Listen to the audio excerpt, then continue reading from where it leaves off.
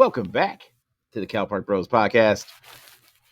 Jason and I are fresh off dissecting whatever the hell is going on with one Antonio Brown. I feel like if we ever do actually get like a Netflix documentary about what the hell's going on, it's going to be one for the ages.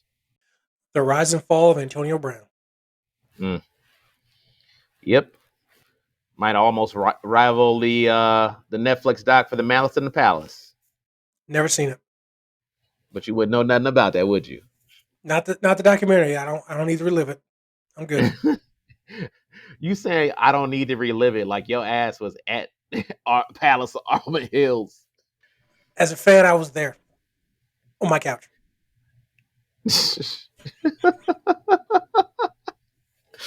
Famous last words. Anyways, in this segment, we're going to be talking about college sports and, frankly, the mindset behind people like one Kirk Herbstreit. Kirk Herbstreit, much like Terry Bradshaw, got in a little bit of hot water this weekend. There's been a ton of bowl games, and subsequently, there's been a ton of players, not a ton, but certain players decided to opt out of their final bowl game because they did not want to risk injury leading up to the NFL draft. And I'm referencing an article from Fox Sports. ESPN Kirk Herbstreit's under fire for remarks on college football players not loving the sport. It's by Ryan Gatos. Herbstreit appeared on College Game Day to preview New Year's Day bowl games at the Rose Bowl when he made the remarks to former Michigan Heisman Trophy winner Desmond Howard. What's the difference as a player when saying these games are meaningless when we played in meaningless games, Herbstreit said. I mean, I know you guys were here a lot. I just don't understand. If you don't make it to the playoff, how is it meaningless to play football and compete? Isn't that what we do as football players? We compete. I don't know if changing it or expanding it is going to change anything. I really don't. I just think this era of player just doesn't love football. Howard agreed with Herbstreit and said going to a bowl game was a huge reward for a fantastic season. Herbstreit then came under fire over his remarks. Green Bay Packers defensive back Adrian Amos and Chicago Bears wide receiver Allen Robinson were among those taking Herbstreit to task. Now, it wasn't just those two football players, by the way. Several people went on Kirk Herbstreit about it because they recognize that Kirk Herbstreit is a guy in a suit that makes a shit ton of money off the backs of college football players that have never seen a fucking dime while rocking a college uniform. So he kind of got called out for being tone deaf on it. I have long railed against dudes wearing slacks like Kirk Herbstreit who effectively make their living off the backs of those players. And so now these chickens are coming home to roost because on New Year's Day, they don't have their shiny object to show off to the rest of the world. So, and I feel like that's pretty consistent. Like, well, at least from my perspective, how I felt for some time is that amateurism has been dead for a long time. And apparently Kirk just now got the fucking memo in 2022 on New Year's Day. So those are my thoughts. What are your thoughts? I do want to point out something here. Obviously, he doesn't do it now, but Kirk Herbstreit is an actual former college football player, so he's not just a guy in a suit.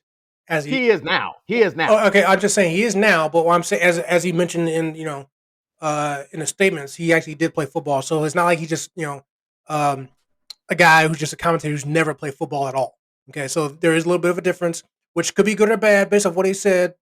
I'll leave people to make that opinion there. I just wanted to point that out, as his comment said, that he did play college football in the past, so he's been there. Okay. Regarding what him and Desmond Howard said, I agree with one thing they said and disagree with the other thing. The one thing I disagree with, and he kind of recanted this actually later, but I disagree with the fact that football players don't love the sport of football.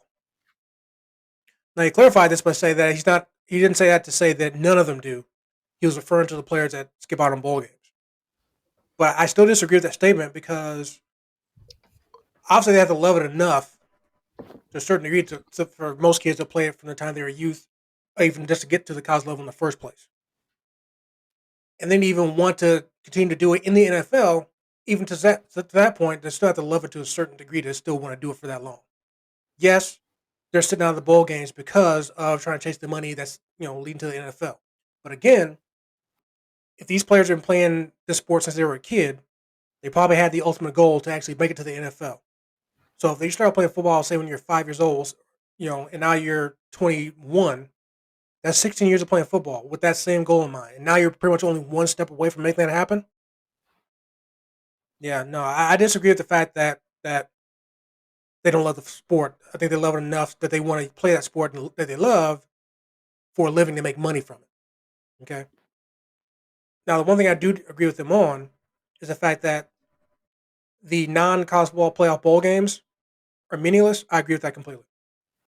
Kind of for the same reason. So, again, obviously these guys, football players, they've been playing college football for at least 3 years, and they had this great season, especially the ones that kind of at the top of the rankings for the college football playoff, but missed out on the playoff. For example, Notre Dame, your team, Ohio State, Baylor, you know, teams that might have one loss or two, but didn't make the playoff. So now they've been fighting, knowing they were really a championship level team, had a good team, but now they might have come up 1 game short or 2 games short, whatever, of getting that playoff. So now it's like if you're a player, like, oh, well, it's good that we didn't win this bowl game, but we're playing for a championship. Now we're not doing it, so oh well. And that's not even just in the mindset of anybody that's trying to go to the NFL. It's anybody else. Those bowl games probably don't mean as much because it's not what you were shooting for, and you come up 1 game short. It's kind of like playing in a consolation game. Yeah, there's more meaning to it because it's a bowl game. You're on national TV. You win your school money, stuff like that. And you can say you won the Fiesta, not the Fiesta Bowl, but won whatever bowl that's not part of the the college football playoff 4 or 3 games. So I can definitely understand that people don't get as fired up to play in a consolation game, knowing they just missed out 1 game short of playing for a championship. Perfect example: Ohio State. Had they beat Michigan and probably would have gone on to beat Iowa, they would have been the ones to be in the playoffs, not Michigan. But Michigan won. So from the perspective of Ohio State, I get it. So I'm gonna stop my rant for the moment because I have more. I want you to jump in, back in with your thoughts. I just get a chuckle out of it that the woulda, coulda, shoulda argument. Well, we could have been a contender. Listen, I'm speaking from the mindset of the athletes, right? That's what we're talking about. From the mindset of the athlete, you have in your head. Listen, Ohio State had a great run, right? Up until that game against Michigan, they only lost 1 game. So I'm sure in the players' heads and the coaches too, they had championship visions in their head, as they should have. So to come that close and for them to lose in the players' mindset, I get it.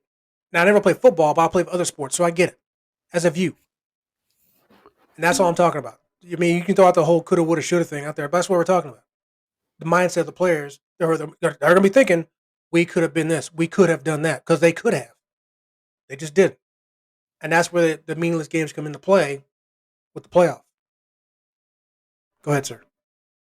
I just think it's crazy that Kirk Herbstreit wouldn't be on fucking TV were it not for the fruits of the labor of these players. Okay, you said that more than a few times. What's your point? Point is, he should be fucking glad there's even a fucking game on New Year's Day.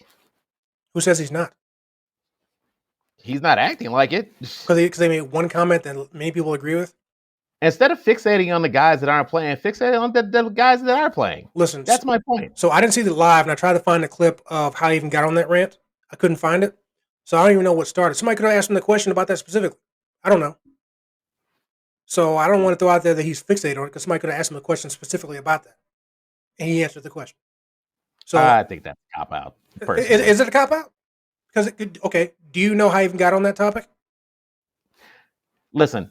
So okay, so I can already tell you right now the answer is no, because Didn't answer the question. I'm It's not Jason. coming at you. I'm just saying that's where maybe he's not fixated on nothing. Somebody could have asked him the question. Period. Hey, it's his. Hey, he's the fucking professional. He's the one that sits behind the fucking desk to fucking talk football. It's his job to land a plane. And who says he didn't? You? Me and several others. Because just because people don't agree with his answer doesn't mean he didn't land the plane. He's not gonna. It's not. It's not his job to say things people like. Correct. Well, also, it's all he's the one with the rep questioning whether or not somebody loves the game or not. He's not the only one. He's just the most recent one. Exactly. He's not the only one that has that opinion. Right. But that doesn't make it right. I'm not saying it doesn't, but I was just saying my point. Personal point was it's not he wasn't fixated necessarily on that because he could have been asked that question specifically. Okay. What about that article says that that's what that was proposed to him as that was a lead-in question. That's my point. It doesn't say that at all, but it doesn't say it was. It doesn't say it wasn't. What I'm saying is we don't know, and all I said was we don't know if he's fixated on it because somebody could have asked him that question. It'd be different if he just came out and blurted it out randomly that had no connection to what was being talked about. We don't know. I think there's enough background. Like he should be able to stand on his own words. Don't cape up for him. It's not You like know, it's not like caping up for him. And before you go into anything else, again, he did clarify his statements. By the way, now, now, yeah. So it is what it is. So he's still standing on what he said because he didn't retract it. He just clarified it. So he's still standing on his 2 feet. What he said. right? But if he has to, on his own 2 feet, that sit behind a desk. Anyways, You mean the same thing we're doing right now? the difference is I'm not begrudging anyone from making a decision that's in their best interest professionally. Well, he's not trying to stop them from doing it. Again, he just stated his opinion. He's judging it. We all judge stuff all the time, bro. He Yeah. just happens to be judging this. You know what I mean? So, I just find it fascinating that, magically there's like to some Zapruder film that magically it's someone else's fault that Kurt Herbstreit questioned other actual college football players. He questioned their love of the game. It was almost like he was questioning their integrity. Maybe he was, and that's his deal. But not that he's like grandpa old or anything, but it's really, honestly it's really kind of like the old school dad saying, "Hey, this music isn't as good as that. Sports is a different, a soft era." Even though I've said that same thing, that's really what it is. Because back in his, I think he even said it. Back in his day, they played the meaningless games. So I kind of look at what he said, kind of in that mindset. He's kind of saying that his era did it this way. This era is not as good because they're doing it this way, kind of a thing, which is what it is.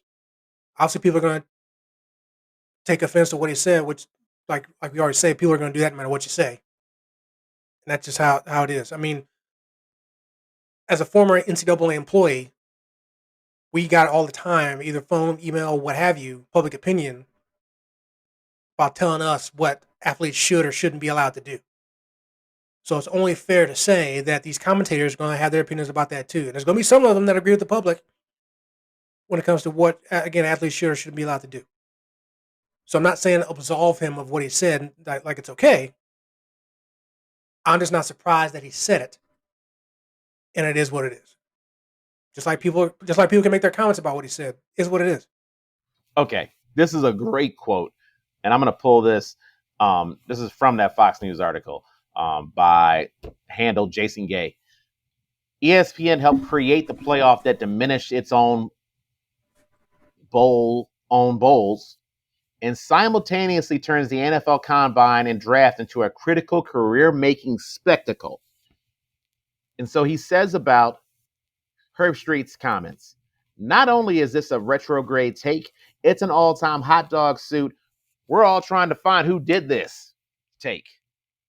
It's like OJ trying to say, hey, I'm going to do everything I can to find the real killers. Yeah, I'm definitely not putting that on the same vein as that. But I get the writer's point when he said that. I'm not putting what he said in that same Emphasis, category. You know, emphasis mine. Emphasis mine. And no, we're not talking murder, but we all talking somebody that is full of shit. well, you say you're not talking about murder, but maybe Kirk Herbstreit thinks that these players are murdered in the game, in the bad way. Nothing would make me want to sit out more than Kirk Herbstreit saying this, by the way. Like, I know that there is a certain contingent of the college sports fan and college football especially that desperately wants the playoff to expand. Please don't. Please Which don't. will make it even worse.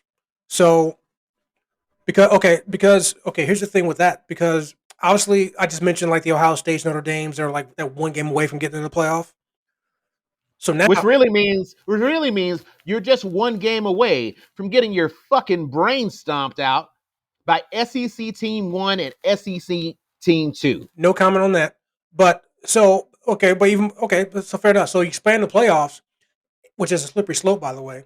What are you going to expand it to? 6, 8? Okay. So now we're talking about. Keep in mind, the whole point of the playoff is to determine who is the best team in the country, right? No, it's not. No, it's No, not. hang on. No, it's not. It's to make as much fucking money off of those guys as possible. Competitively, it's about who's the best team in the country. Okay, so now the 4 teams in there either have 1 loss or 0. Every team, Or sometimes two if they're in the SEC. I'm referring to this year. The 4 teams in the playoff either had 1 loss or none. In the case of Cincinnati, except for Notre Dame, every other team outside of that had 2 losses or more. Notre Dame had 1. You spend it down to 8. Now you get into the teams that had 2 losses. You spend it to 12. Now you have teams that have 3 losses. Are those teams really deserving of playing for a national championship? But then also going to the whole meaningless part of it, now you're going to might make it even worse. Because now you're going to get these teams that are floating just outside of that. If you make it 8, now you're going to have team number 9, 10, 11, 12, 13. Teams that have players that might be NFL draft worthy, but still playing these high level bowl games. And now it's going to be even worse. They're not playing in the games because of that same thing. So expand the playoff, which we both know is going to happen at some point, because of like you mentioned, because of money, it's going to get expanded. But that's not going to help with this situation. All it's going to do is expand ratings, expand money grabs, which for the schools is good, but that's really what it is. And I agree with you there. Competitively, it's a bad idea, but money wise, it's going to happen. But the whole meaningless part of things isn't going to help anything at all. So, Yeah. Yeah, it'll just give Kirk Herbstreit more teams to complain about. And isn't that all what this is really about? about complaining, Mr. Get Off My Lawn. well, I mean, okay. I guess I can't say it's him, equating it to get off my lawn, because that's kind of sort of the comparison I just made. But I mean, it is what it is. Again, I agree with one of his comments. I disagree with the other one. I think the non-playoff games are meaningless, which, like I said, consolation game. It's just like, and I don't want to say it's just exclusive to college football, because it happens in basketball too. Those high-level prospects that don't happen to make the tournament, they get put in the NIT. What are they going to do? Not play the NIT game, and boom, they're declaring for the NBA draft. So it's not just exclusive to college football. It's probably happening. I know it's happening in basketball, and I'm sure those aren't the only 2 sports where it's happening too. So let's not put it on one sport. Let's not do that. So, All right. That concludes our segment on the joy that is college amateurism, specifically college football, for today's discussion. Coming up next, we're going to talk about the cultural significance of one John Madden. Coming up next on Cal Park Bros.